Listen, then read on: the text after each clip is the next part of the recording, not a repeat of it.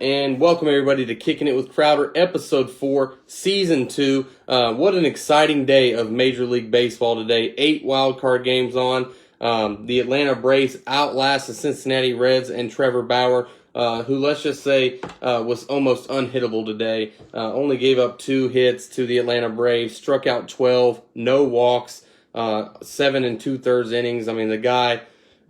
he's a little bit different character, but I mean, the guy goes out there and performs every single week. He's probably the NL Cy Young favorite right there with Max Fried. And let's not give Max Fried his due credit, because Max Fried pitched a heck of a ball game, going 7 innings. His curveball was really working. A-Rod said it today. He really reminds you of a young Barry Zito, and that's who he's kind of reminded me of since he's came up to the Atlanta Braves. And I mean, it was a dramatic victory. I mean, the bullpen had to do a lot of work. We left a lot of men on base in the 10th, 11th, and 12th innings.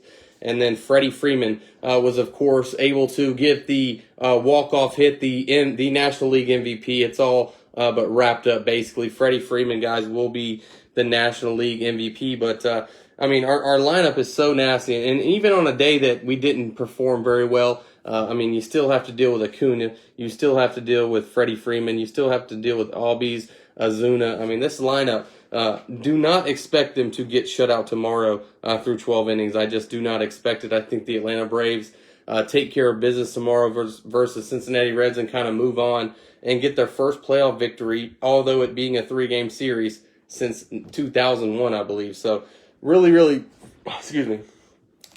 excited for the Atlanta Braves today to win. With the Atlanta Falcons and the way they played, Atlanta sports fans just could not deal with a Atlanta Braves loss today. So 1-0 win in 13 innings. We'll get to the rest of the wild card stuff here in just a little bit.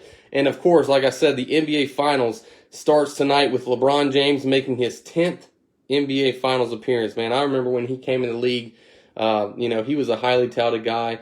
He has lived up to every expectation and more. The only blemish kind of with his career is the 3-6 record in the finals. And I think that this is going to be a legacy type defining series for him.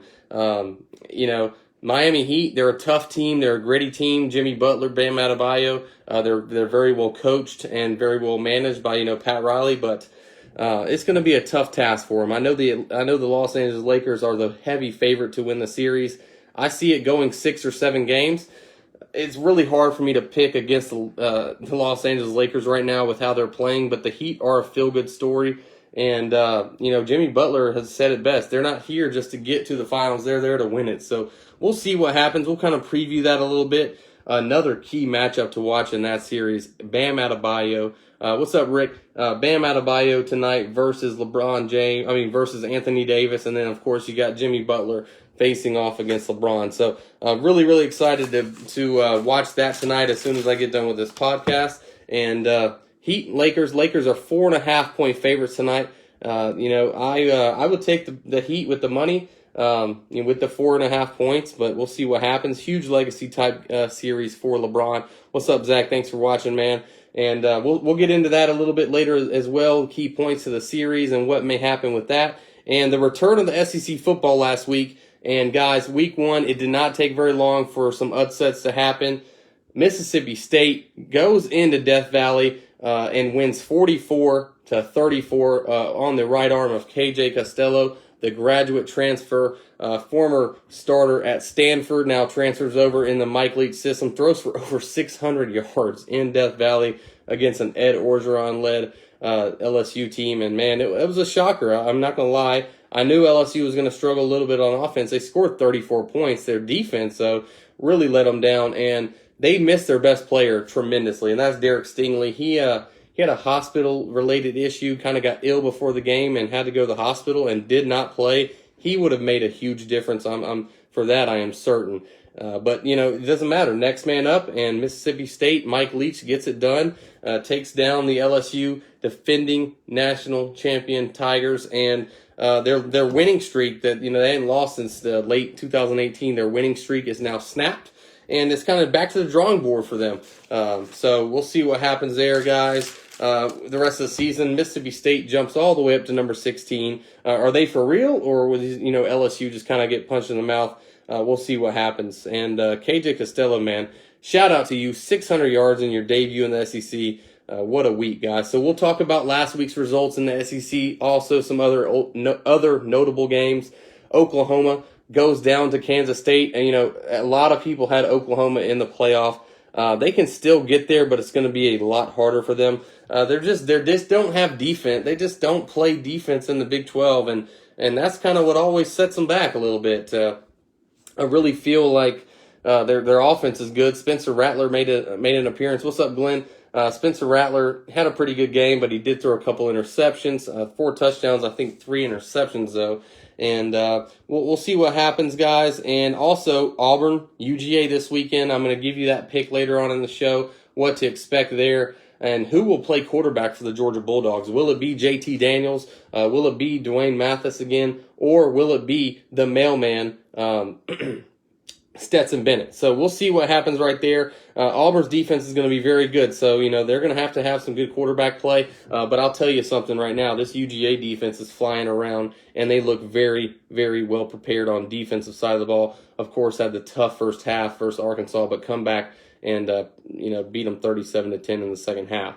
So we'll talk about last week's matchups. We'll talk about this week's matchups, the spread, and all the SEC games, and then I'll give you my picks, my Kicking It with Crowder picks, guys. Last week, I was 4-0, 1 on the NFL Thursday night game, 3 in college. I picked Tennessee, Auburn, and Tulane. They all win and cover the spread as well. So a lot to look out for tonight. I'll give you my picks. And if you're joining the lives, thank y'all so much for joining tonight.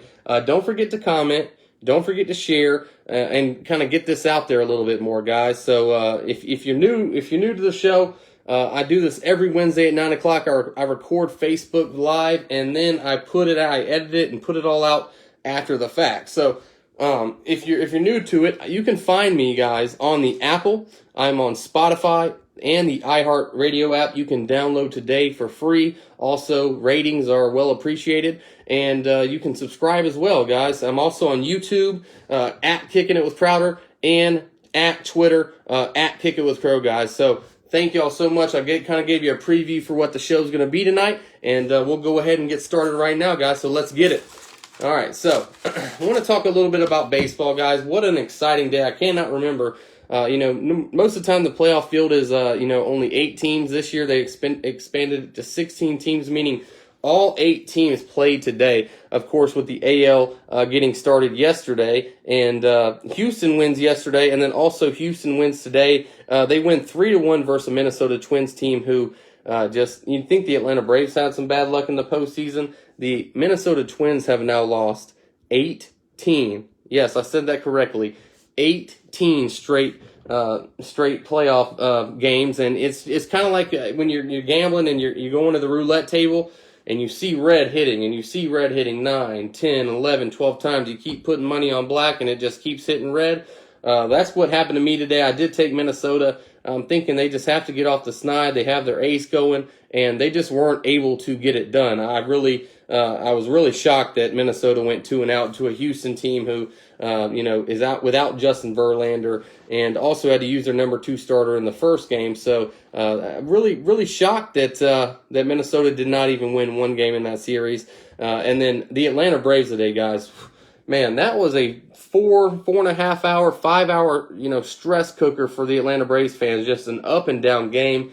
A lot of strikeouts, this team in the last few years in the playoffs has kind of, they've been hot in the regular season, and then when they get to the postseason, most of the time good pitching wins, and Trevor Bauer is about the best pitcher in Major League Baseball. So, he goes 7 and 2/3. Max Fried goes 7 innings, and then it's a bullpen game. And, Cincinnati out-hit us today. And but at the end of the day, all that matters is that one run on the scoreboard that Atlanta was able to get. Cincinnati got runners to third 2 or 3 times today, and they just were not able to produce and get guys on. And a lot of Atlanta Braves fans, guys, were upset that the Atlanta Braves weren't butting and getting guys over. They just don't play that style of baseball. You got Ozzie Albies up there, no bunts in the last 2 years. It's hard for him to go up there and get a bunt down. You want one of your best hitters swinging the bat. So we'll see what happens there.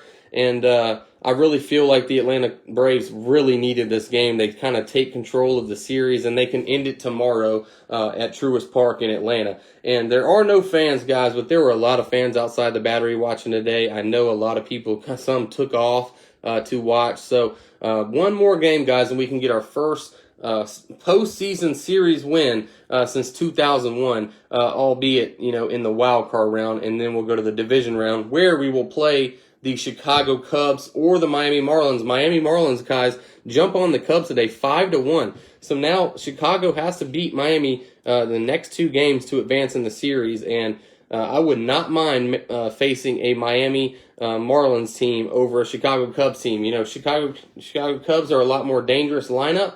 Also, they have Yu Darvish, who pitched really good this year. Had a couple down seasons, but he was absolutely amazing this season. Sub-2 ERA, 7 or 8 wins, 3 losses, I believe. And he pitched really well this year for Chicago. So I'm rooting for Miami to kind of close it out tomorrow. We'll see what happens with the Chicago Cubs. Will they show up tomorrow? We'll see what happens, guys. I wouldn't be surprised if they did win a game. But go Miami. I'm rooting for Miami. I'd rather see you over Chicago in the playoffs. And then coming in the AL, guys, yesterday the Chicago White Sox sent out their ace, Lucas Giolito. He shut down the A's yesterday, and today the Oakland Athletics tie the series back up 5-3. So you'll have Game 3, the deciding Game 3. I believe tomorrow. I may have to double check that. It may be on Friday. They may be giving them an extra day off. So it'll either be tomorrow or Friday, Game 3 of that series. And then Tampa Bay also closes out. So you have Tampa Bay and Houston advancing in the postseason. Tampa Bay gets the job done 8-2 versus Toronto today, and they were just a little outmatched in the 1-8 matchup. And then you got 3 games going on tonight. And St. Louis, San Diego, guys, they were in the bottom of the 9th inning when I started my show. That is now final.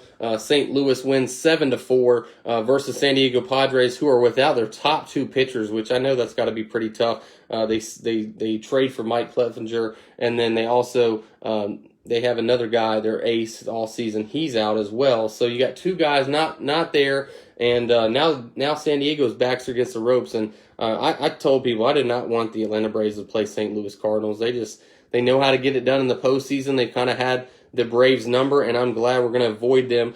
So the winner of the St. Louis-San Diego series will most likely play the Dodgers. Could be Milwaukee in this weird little funky wild card series with 3 games and not 5.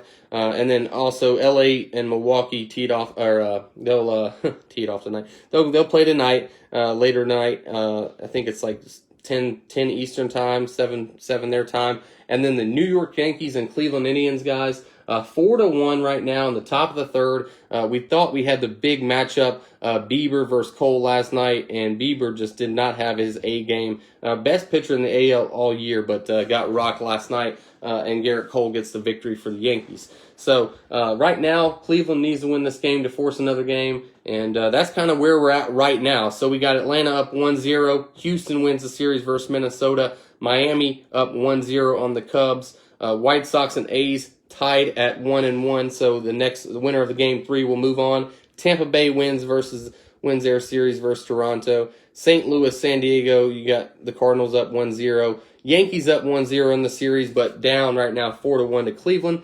And then LA Dodgers tonight, guys. So really jam-packed week of baseball, and I'm really looking forward to what happens. And of course, the Atlanta Braves. That's my team. That's the team we talk about every week on here. And the Atlanta Braves today, they 1-0 versus a very, very tough Cincinnati team. And they're gritty. And they have Sonny Gray and Luis Castillo and now, Trevor Bauer, who pitched today. So what's up, Ben? And appreciate you joining, man. I appreciate that. And Atlanta Braves, guys, they have to get the bats rolling. The bullpen pitched 6 innings tonight. So you need Ian Anderson to kind of go deep tomorrow night. And kind of give these guys a day off. I look for him to go 6 or 7 innings. And then the bullpen needs to be a little bit more sharper. Now, they got out of a lot of situations today, but they need to be a little bit more they need to be on point a little bit more tomorrow so they can kind of close this series out. And the bats, man, 3 hits today. Just kind of shocked that that these guys weren't able to get the bats rolling. And Ozuna, man, one of the best hitters in the National League this year, destroyed the Braves last year in the playoffs. Well, he did not have his best game. 3 strikeouts, 2 pop-ups, 0 for 5 day. Look for him to bounce back big tomorrow. Freddie, I know Freddie Freeman's going to be prepared. And Ian Anderson making his first postseason start. So we'll see what happens there. Really excited. 12 o'clock first pitch time.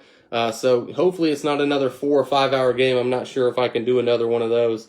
But we'll see what happens with the Atlanta Braves tomorrow, guys. So NBA Finals start right now, and the Heat are up 16-10 with 6:45 left in the first.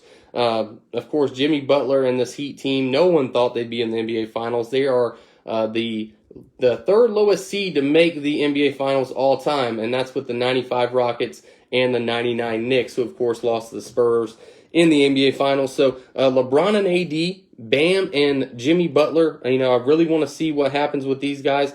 Look for the matchup of Bam Adebayo and Anthony Davis. I think that's really going to be a good matchup to watch here. Of course, you'll probably see a lot of Jimmy Butler on LeBron James and vice versa. But Lakers, big favorites tonight. Not only in the game, they're 4.5-point favorites in the game, but also big series favorites as well. LeBron, of course, guys, you've heard me say it, 3-6 in the NBA Finals, 10th NBA Finals appearance, which has just been unreal that he's been able to get there. More than half of his career, he's been in the NBA Finals. So look for not only look for LeBron to get going, but look for Anthony Davis to be up for MVP at the end of the series. I really feel like he can average 25 and 10 in this series versus Bam, and Bam, you're seeing him, in his second year, just what he can be. The guy can kind of break you off the dribble. He's a great rebounder. He can block shots. The guy played at Kentucky, so Coach Cal knew. He was a big 5-star recruit going to Kentucky, and I really feel like Bam is kind of blossoming right in front of our eyes and can kind of be that new 1-2 punch with the Miami Heat with Jimmy Butler. And don't forget about the other guys that this Heat team has. Of course, you got Tyler Hero, who scored 37 in a game against the Celtics in the Eastern Conference Finals. You got Duncan Robinson, who may be the best three-point shooter right now in the NBA in his first or second year. And just a team effort. They got Jamison Crowder, who they got in the trade with Andre Iguodala from the Grizzlies. But Crowder's making the really big impact on that team. And they just play team ball. And you love to see it. You love to see a team gel and kind of come together. And Eric Spoelstra, man, he has done a heck of a job. Doesn't get talked about enough. And he's making now his 5th NBA Finals appearance. Of course, went 2-2 with the LeBron James, Dwayne Wade-led Miami Heat team. So, Coach Spo, man, shout out to you. Definitely coach of the bubble so far. And, man, I really feel like if Miami can kind of get some free agents in there, you may see some things happen and the Heat kind of be a perennial contender in the Eastern Conference. So, what's up, Julian? Thanks for watching, man. So that's kind of my breakdown. It's going to be hard for me to say this right here, but I'm kind of going to go against LeBron James in this series. I got Heat in 7. I just feel like they're playing team basketball, and all the pressure is on the Los Angeles Lakers and LeBron James. And pressure, guys, it either bursts pipes or makes diamonds. So we'll see what happens. And I feel like Jimmy Butler or Bam could win MVP. You could also see LeBron James or Anthony Davis win MVP as well. Thank you for watching, Chris. I appreciate it, brother. And guys, don't forget to comment. Don't forget to share down below. You don't like my Lakers pick, let me know about it. My Heat pick, and you like the Lakers, let me know about it, guys. And all the stars are kind of aligning, with the Kobe Bryant death this year, and then and everything. It just seems like this is going to be won by LeBron James, but I'm taking the underdogs in this one. I love an underdog story. The Dallas Mavericks beat LeBron in 2011. Why can't the Miami Heat beat them in 2020? So we'll see what happens. We'll kind of break down that matchup. It's they play every 2 days, and then after the 4th game, they'll have a 2-day break. They play every other day. After game 4, they'll have a 2-day break, and then every other day after that. So next Wednesday, guys, as long as the series is still on, we'll be talking about that. We'll know a little bit more about both teams moving forward. So that's my NBA Finals preview. Look for LeBron to have a 25-10 type series. He's that good of a player. His finals record isn't great, But, man, the guy can play basketball. It's hard to hate on LeBron James right now. So, Brandon, thank you for joining, man. We're actually about to get into a little bit of SEC. We're going to talk college football last week. And, guys, we are moving a little fast. And that is because we got 2 Major League Baseball playoff games on right now. We got the NBA Finals. Not a lot of people are tuning into this right now. But I still want to record, get this out, and put all this content out so we can people can see my picks. People can see what Kicking It with Crowder is all about. And guys, thank y'all for joining. And without the listeners, guys, this show would be nothing. So thank y'all so much. And we're going to move into college football. I just got to get a quick little drink right here. And I know we're going real fast. Give me 1 second, guys.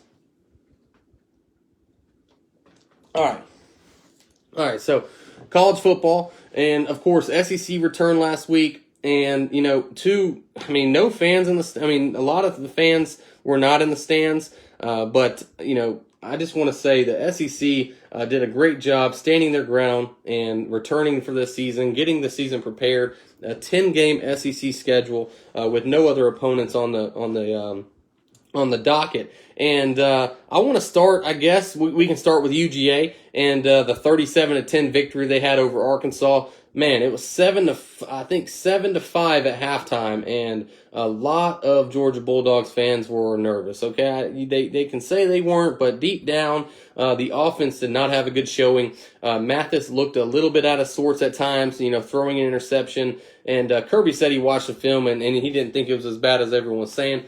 He didn't play that well. Let's just be straight up honest about that. And maybe he just wasn't ready. Sometimes, guys, you plug guys in, you plug young guys in, and they're just not ready, and their time may come later on. But the guy had a major brain surgery a year ago. So shout out to him for getting his first start with the Georgia Bulldogs. A lot of people never thought that he would start a game for Georgia. So shout out to Mathis, and also shout out to the mailman, Stetson Bennett, who came in and delivered in the second half, threw for 211 yards, also ran in a 2-point conversion, which was huge.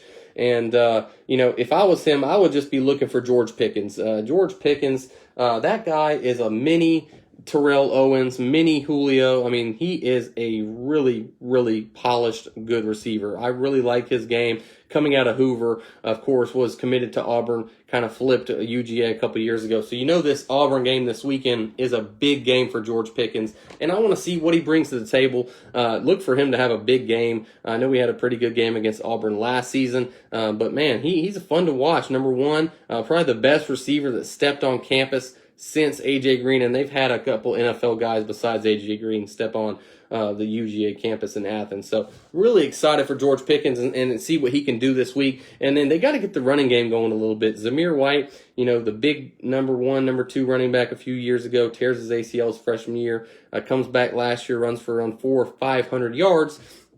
What can he do against this Auburn front seven? It's going to be a good, I think, 21-17 type game. Not a bunch of scoring going on, a lot of defense on both sides. And this UGA defense, guys, it flies to the football, led by, of course, Monty Rice and Richard LeCount. And then they got all these guys that sub in and come in and get after the quarterback, Dean and Aziri. They have some really good players. Kirby has done a great job recruiting. Now we just got to coach them up and kind of get them over the top. So I'll pick that game here in a little bit. But yeah, UGA beats Arkansas 37-10. Big shout out to Sam Pittman, who had his guys ready to play in the first half, just didn't have the dogs in the fight in the second half. And then we'll move into an Alabama team who played Missouri, and Alabama kind of came out and just punched them right in the mouth. They were up 24-3 before you even knew it. Kind of laid back in the second half, let Missouri get 2 touchdowns and cover the spread. So Bama did not cover. 38-19. Missouri's coach was kind of calling some garbage timeouts there with a minute left in the game that was kind of already decided. I'm not a huge fan of that, but he is kind of trying to set a precedent at his new program and get the ball rolling at Missouri. Of course, he came over from App State, and a lot of people didn't like that late score at the very end, last play of the game, 4 seconds, took 2 timeouts under 30 seconds. But Bama and Nick Saban, I'm sure, they didn't really care, to be honest. They had already won the ball game. So it's 38-19, Bama. And they looked pretty dominant in the first half. They kind of took some major guys out in the second half and didn't play as well. But, a lot of true freshmen got a lot of playing time. You saw Bryce Young come in, the backup quarterback, of course, the number 2 overall player from last year. You saw him come in, and you saw some glimpses of why he may be the future quarterback at Alabama. But Mac Jones, guys, and shout out to Mac Jones, because I had Bryce Young winning this job. I still have Bryce Young maybe winning the job by mid-season or starting at least a game at some point. But Mac Jones looked locked in. He looks like a guy who's been in this system 3-4 years now. And, man, he was throwing it up for his receivers and letting them make plays, and that was fun to watch. And another team who was making it plays and throwing it up for their receivers, Kyle Trask in Florida. Man, do not like the Florida Gators, but it's hard not to like what they did this past weekend, putting up 51 points against Ole Miss. And Kyle Trask, 5 touchdowns, and this is a guy who, I haven't been as high. I'm not seeing the Heisman hype with him, but he goes out there and scores 6 touchdowns and puts himself clear in the conversation for the Heisman Trophy. Of course, throws 4 touchdowns to Kyle Pitts. And Kyle Pitts, guys, he's the best tight end in the country, will be a first-round draft pick next season. He's been making plays for 3-4 years for that Florida Gator football team. And if they can kind of get it solved defensively, this is going to be a tough team to match up with. That UGA Florida game is looking juicier and juicier every week. And really want to see what Dan Mullen and Florida can do. Can they kind of get over that hump and beat UGA for the first time in 3 years? So, the top teams in the SEC take care of business. And another team, guys, we talked about a little bit earlier on in the show, LSU, man, does not show up versus a Mississippi State team who I'm sure they did not think that Mississippi State was going to go into Death Valley and put up 44 points or throw for 600 yards. Let's just make that clear. Mike Leach, hell of a job game planning, a guy who, a lot of people didn't talk about that hire in the offseason, but it's a great hire. Mike Leach leaving Washington State and going to Mississippi State and bringing that air raid to the SEC, and it worked out. The big 3rd and 9 play, man. LSU's down 3. This is the biggest play of the game. They had just taken a timeout, and what does Costello do? He just gets his receiver to run a fade right past the receiver and puts a perfectly placed ball over the shoulder for the 10-point lead there with about 2 minutes left that really sealed the game. If LSU could have stopped them, then Mississippi State was probably going to kick a field goal and go up 6. So that was a big play. A lot of people aren't really talking about that. They're just talking about the 600 yards. And I thought that was strange. LSU took that timeout and then just gave up, basically just got burned on that play. So I'm sure they looked at that a lot in film this week and tried to correct it. But shout out to Mississippi State, shout out to Mike Leach and KJ Costello for making your SEC debut. A guy who was pretty high on big boards a couple years ago, has dealt with some injuries, of course, lost the job at Stanford and decides to transfer out. So if he has a couple more games like that, guys, he will be creeping up some draft boards. So that's another name to watch this season. And then Auburn, the Auburn-Kentucky game, that was a pretty good game there 3 quarters in, and then Auburn just kind of flexed their muscles there in the 4th and dominated in the 4th quarter. There was a weird play where Kentucky scored in the first half. They reviewed it, said he did. They basically said he was short. They reviewed it, looked like he scored. They played the next play, interception by Auburn, and it's ran back for a touchdown, which everyone thought, and then it got reviewed and there was a targeting on the play. So that was a weird sequence in the first half. But Auburn, I liked Auburn 7.5 over Kentucky. I had them by about 10. They win 29-13 in a game where Seth Williams kind of dominated the receiver, number 18. Him and Bo Nix have a great connection, and man, he absolutely mossed one of those DBs from Kentucky, kind of threw him off, flexed on him. I really like Seth Williams' game. If he can just kind of keep his head on straight off the field, I feel like he will do great things in the NFL. Is going to be a top high, a very, very top draft pick in the next upcoming draft as well. And then so Auburn, Georgia, we'll talk about that a little bit later on. Then we're going to go A&M, barely hanging on. They were 31.5-point favorites versus Vandy. They win 17-12 in a game where they were trying to get ready for the Alabama Crimson Tide. Not sure if they were looking past Vanderbilt, but Vanderbilt, shout out to them. They hang in there, lose 17-12, and cover the spread very easily. So Texas A&M has their hands full this week with Alabama. We'll talk about that here in a second. And then Tennessee, 31-27 with the minus 3.5 point lead, covered by 0.5 point. You gotta love it. And Jeremy Pruitt, I mean, it was a tougher game than many expected, but they do win 31-27, so you gotta give them credit. And they have won now 7 games in a row. So Tennessee, it's been a while since you could say that you won 7 games in a row. So shout out to Rocky Top and Jeremy Pruitt. And 2 other notable games last week, guys. Oklahoma, I've already talked about it a little bit, loses 38-35 to a Kansas State team who is not near as good as them. And then also you have the Cincinnati Bearcats kind of saying, hey, don't forget about us. They're number 12, 13, 14 ranked team in the country. They take on a ranked Army team and get it done versus them 24-10. And they take on a South Florida team this week that has gotten beaten up this season so far. So Cincinnati should win big in that one. And we'll kind of look forward to some games this week. I'm about to talk about the SEC games real quick, guys, that we have on the schedule. Of course, 7 SEC games every week, and we'll see what happens. We'll see what happens with it. But of course, I want to talk about the 7 SEC games and the spreads that they're at. Number 7 Auburn taking on a UGA team who kind of has a lot of question marks at quarterback. Will it be JT Daniels who starts? Will it be Stetson Bennett? Look for maybe Stetson Bennett to get the start and then have a short plug. Maybe I'm wrong. Maybe JT Daniels gets the start. This is a guy who started his freshman year for USC, put up some pretty good numbers, and then blew his ACL out last year. So will he be timid? Will he favor that knee? We'll see what happens there. But man, minus 6.5 UGA, and I'll talk about that later on in my picks. I'm going to pick the Auburn-Georgia game. That's a lot of points, man, for a team who has a lot of question marks. I know the defense is good, but these games are normally pretty close. I know Georgia's kind of dominated this series in the last 20 games. I think they've won all but 3. But, normally they do play pretty close games, so we'll see what happens. A&M at Alabama, at number 2 Alabama, minus 18 for the Crimson Tide. It's hard for Alabama to cover these bigger spreads, and Texas A&M always seems to cover.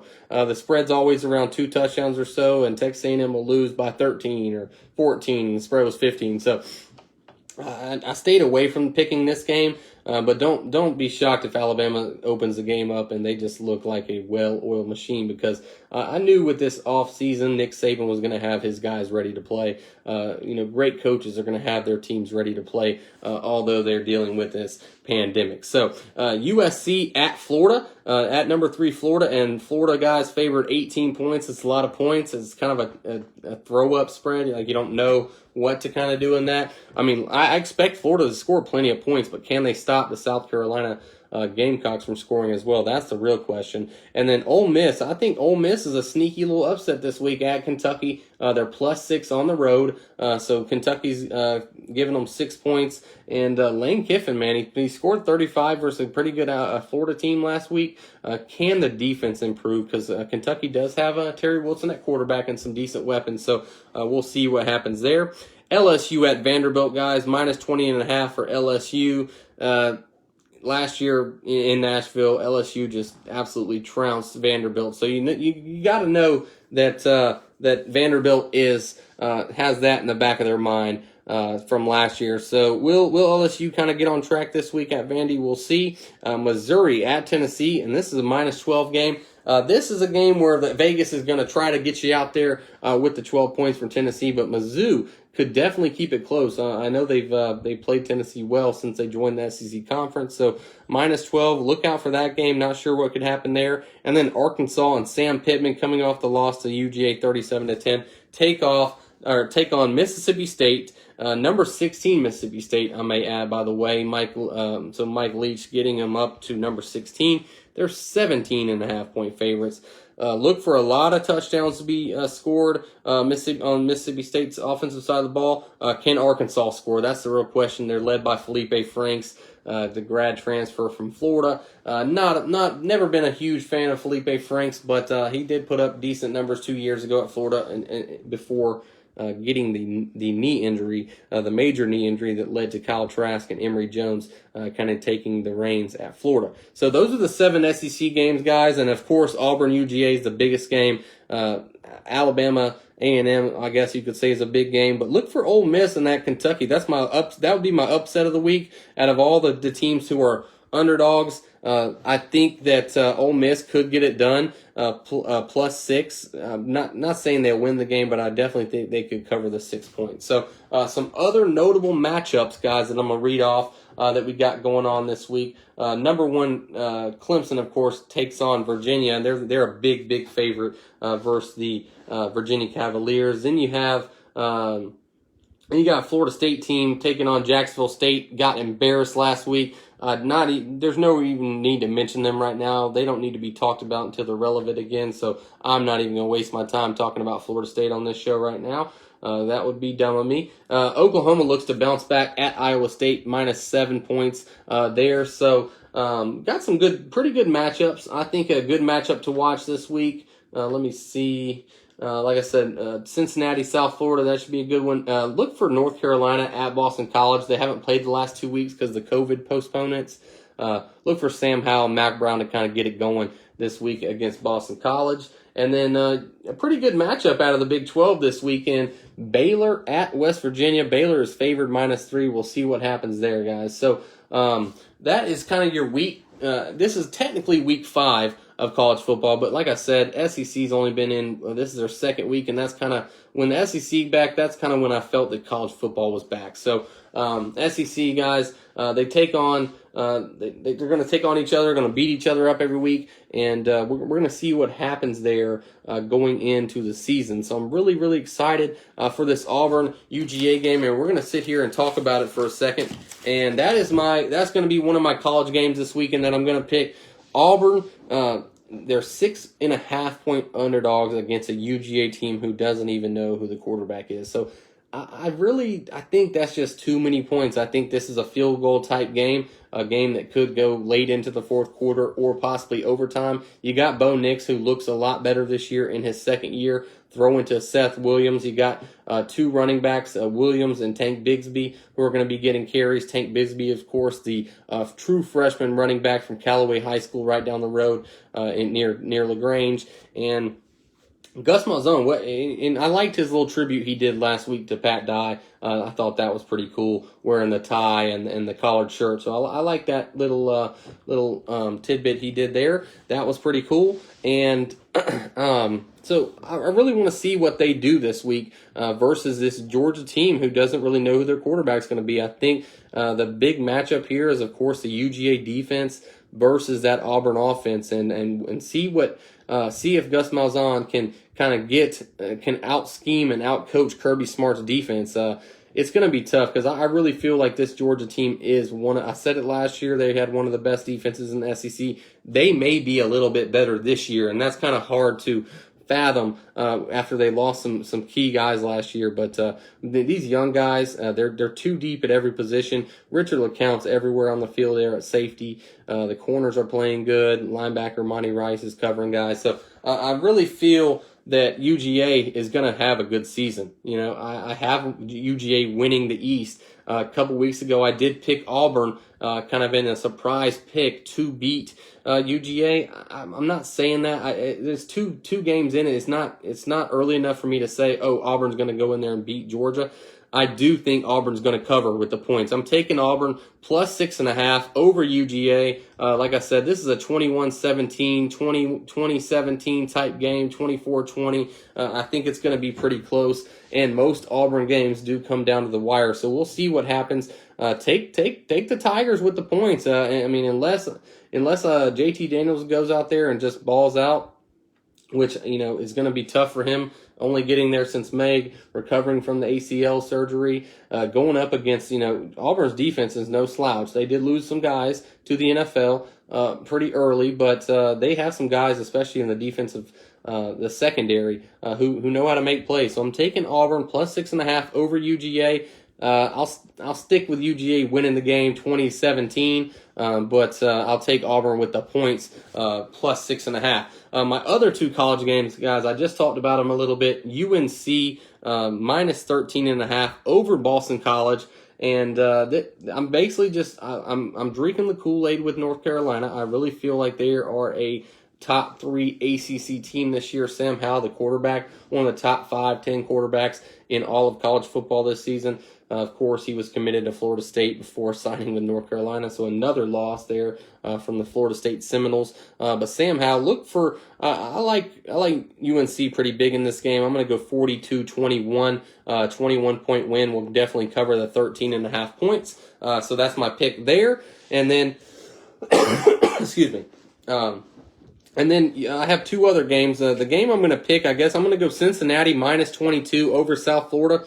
This is a South Florida team that has been affected by COVID, got spanked by Notre Dame a few weeks ago, and new first-year head coach, just trying to transition. And this Cincinnati team is pretty good. They may be the best team out of the American Athletic this year. I think they're all the way up to like number 12 or 14 in the rankings. So look for Cincinnati to put it on South Florida. I'm going 42-10. I got a big 32-point win. That'll cover the 22-point spread. So in college, guys, I'm going to pick my NFL game here in just a second. I got Auburn plus 6.5 over UGA. I got plus 6.5. So I don't got them winning, but I got UGA, the 2017 victory, but I got Auburn covering. UNC minus 13.5 over Boston College. And then I have a Cincinnati team coached by Luke Ford, the former Ohio State defensive coordinator. Got them winning 42-10 versus South Florida team. So I got Cincinnati minus 22, UNC minus 13.5, Auburn plus 6.5. And then my NFL game, and this is shocking to me that the spread is kind of moving this way. Denver were 3-point favorites a couple days ago. They had Jeff Driscoll, who played their last game, with their quarterback Drew Lock, the former Missouri Tiger, out. And Jeff Driscoll has already been pulled. Brett Ripien, the quarterback from Boise State now, I believe in his second or third year now, will get the start for the Denver Broncos versus New York Jets on Thursday night. And again, man, the Thursday night games this year just have not been great. Last week you had Miami Dolphins, who I had winning over the Jacksonville Jaguars. They get it done, and it wasn't that bad of a game. I watched it for fantasy purposes only, basically. Click here and click there. But we'll see Denver. I'm taking Denver. I know what New York Jets have, and that's Adam Gase as their head coach. I'm not seeing it with New York Jets. I think Adam Gase is not the guy. He's an offensive coordinator. Let's just call a spade. And I know what the New York Jets are. I'm clearly taking the Denver Broncos based off their defense. They also have some playmakers, Jerry Jeudy, Hamler out wide. Of course, Noah Fant, the tight end. Then you got the two running backs, Philip Lindsay, who should be back, and Melvin Gordon. And then their defense is pretty good. They did lose Jarrell Casey last week to a bicep injury, but Justin Simmons, the safety, one of the best safeties coming out in the NFL that you really haven't heard about. And I'll take Denver. I like Denver's personnel over the Jets, and Jets are favored, man. One of the few times the Jets will be favored this year. Take Denver if you can. Money line bet, they'll be plus money. But I'll take Denver plus 1.5 for the show. And those are my 4 picks, guys. So right now, I am 9-3 so far on the season, going 4-0 last week. What's up, Ryan? And so I got Denver plus 1.5, Auburn plus 6.5, UNC minus 13.5, and Cincinnati. I don't like taking spreads that big, but I've seen South Florida play. I've seen Cincinnati play. I'll take Cincinnati minus 22. So those are my picks this week. We'll see what happens. 9-3 on those picks. And then, of course, my Kicking It with Crowder Twitter picks that I put out Monday through Friday. I've been picking since sports came back August 1st. I am 56-35, so 21 games above 500 in that as well. So if you do not follow me on Twitter, guys, follow me on Twitter at Kick It With Crow. Also, guys, YouTube, if you're on YouTube, if you have a YouTube account, subscribe to my YouTube channel, guys. I put all the stuff on there, and I work with a couple different companies and sites on Twitter. I work with the @WorstTakeNet I also work with Georgia Sports Hospitality Media Group, and then I also work with at Ramblin' and Gambling Sports for the picks. So check that out, guys. I'm really interested to see how I do this week and how it goes. So you have any other picks, any other locks you guys have down below? Let me know so we can go, so I can agree or disagree with you on that. And a couple other news that I really hadn't got to. The MLB announces today that they will allow fans in the stands for the National League and American League Series, Championship Series, and not only that, they will also let fans in, around 11,000 fans in the World Series in Arlington in the Texas Rangers' brand new stadium. So if the Atlanta Braves do get to the postseason, that may be worth a trip to Fort Worth area and kind of go see the Braves play in a World Series game. Something that I've been to an NLCS game. I also think my dad did take us to a World Series game. We lost to the Yankees, I'm pretty sure. But I remember beating the Mets in '99 NLCS, and that's just a feeling, if this Atlanta Braves team can get there, and you can see some upsets, maybe the Dodgers get upset, the Cubs. I mean, maybe the Braves could be the favorites to come out of the NL East. We'll see. I mean, the NL. We'll see what happens. I really like the Braves staff. We need to kind of solidify that third guy. Kyle Wright has pitched better down the stretch than he did in the beginning. So we'll see. We'll see how Kyle Wright does. Ian Anderson, of course, on the bump tomorrow. Needs to give the Atlanta Braves 6 to 7 strong innings. But just wanted to let you know, fans will be in the stands. First time all season. They'll be allowed in the ALCS, NLCS, and the World Series. And then coming out of the NFL, big news out of the NFL that broke the other day. Five people from the Tennessee Titans organization actually test positive after their game with the Minnesota Vikings for COVID. So Tennessee has shut down their facility. Minnesota, of course, played Tennessee. They have shut down their facility. They have now postponed the Sunday game of Tennessee and the Pittsburgh Steelers. They have postponed it now to Monday night or Tuesday night. So you will see the Steelers Titans play this week, guys, but it'll be later on in the week. So if you're fantasy-wise, it may come to, you got some Steelers players, you have some Titans players. It's going to come down to either Monday night or Tuesday night with that matchup. And Roger Goodell kind of said it best, man. You're not going to have no positive tests. So if you shut down, a whole week or cancel these games just because of a couple players testing positive, I agree with him. You're going to see some positive tests, and the season needs to go on.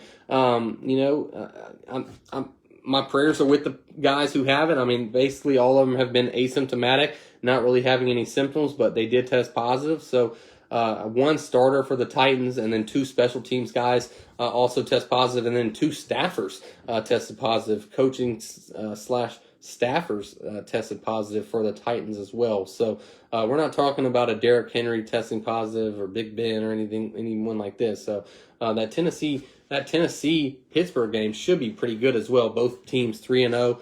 And also, guys, I want to talk a little bit of NFL before I let you guys get out of here. You're kicking it with Crowder, guys. Thank y'all so much. Don't forget to download. Don't forget to subscribe, like, all that good stuff. But right before I get out of here, I have to talk a little bit about the Atlanta Falcons. Another fourth quarter blown lead, this time 16-point lead, blown with 6 minutes left to the Chicago Bears and Nick Foles.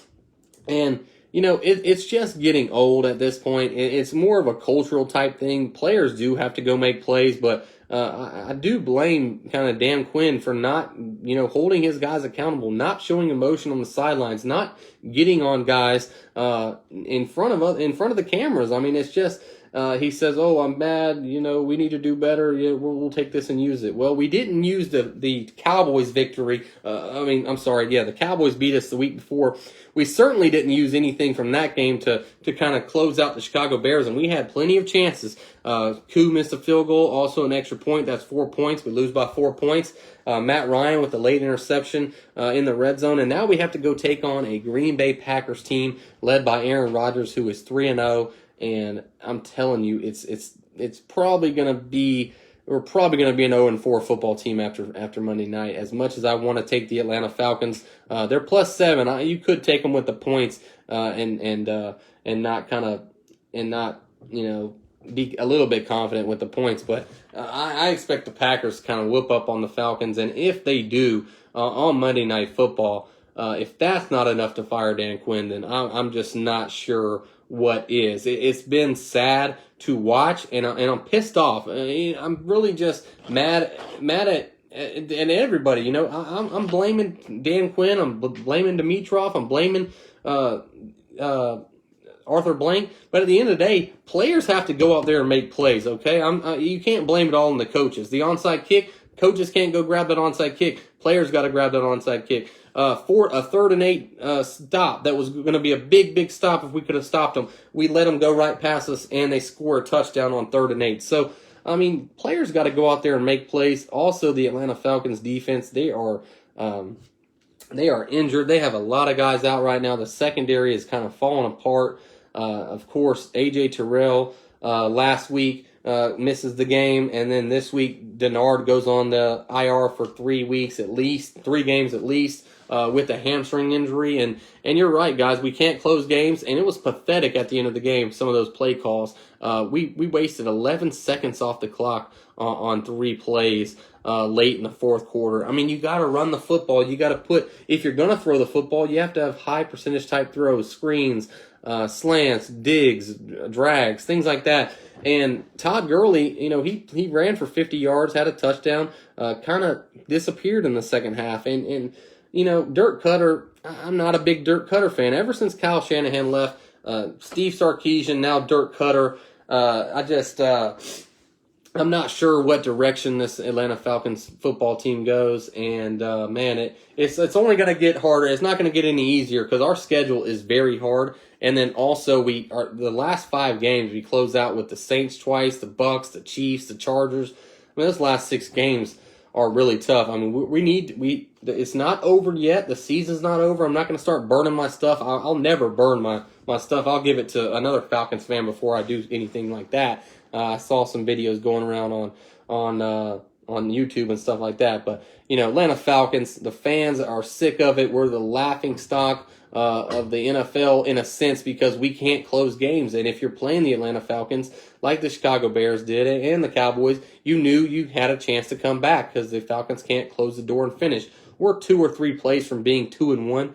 We're 0-3. And NFL is all about what have you done for me lately. And, yeah, we went to the Super Bowl in 16. Great. We lost in 17 in the playoffs. Great. 18, 19 weren't very good. 20 is not starting off real good either. So someone's got to take accountability for it. Players got to look themselves in the mirror, like Matt Ryan said. And you got to go out there on Sundays and make plays and put yourself in situations to win ball games and find ways to win ball games instead of finding ways to lose.